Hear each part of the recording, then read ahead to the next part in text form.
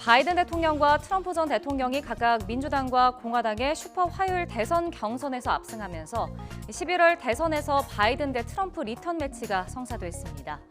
전현직 대통령이 맞붙으며 관심이 높아진 미국 대선, 누가 당선되더라도 이색 기록을 남길 것으로 보입니다.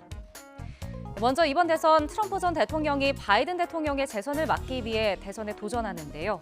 112년 만에 전직 대통령이 현직 대통령에 도전하게 됩니다.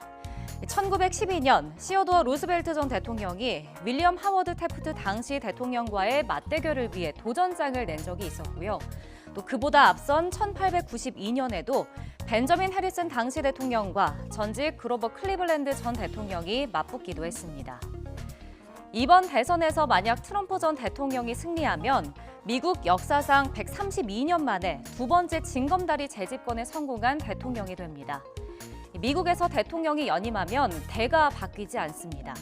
다시 말해 바이든 대통령이 연임에 성공하면 대가 바뀌지 않고 지금처럼 46대 대통령으로 기록됩니다. 또 45대 대통령이었던 트럼프가 이기면 47대 대통령이 됩니다. 또 같은 후보가 다시 대결하는 것도 미국 역사상 두 번째 있는 일입니다. 1952년과 1956년 공화당의 드와이트 아이젠하워 당시 대통령과 민주당의 아들라이 스티븐슨 주 유엔 미국 대사가 맞붙었고 당시 아이젠하워 대통령이 모두 승리했습니다. 마지막으로 누가 당선돼도 미국 역대 최고령 대통령이라는 기록도 세우게 됩니다.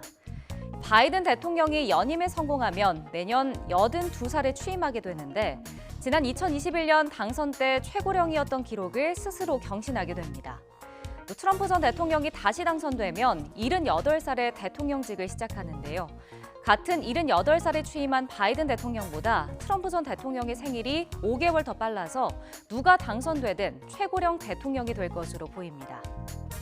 양당 후보가 일찌감치 확정되면서 사실상 대선 레이스를 시작하게 된 미국 대선. 장장 8개월이란 긴 시간과 고령 사법 리스크를 가진 두 후보의 재대결로 유권자들의 관심과 동시에 피로도가 높을 수밖에 없는데요. 두 후보에겐 긴 싸움을 이끌어 나갈 지구력이 필요할 것으로 보입니다.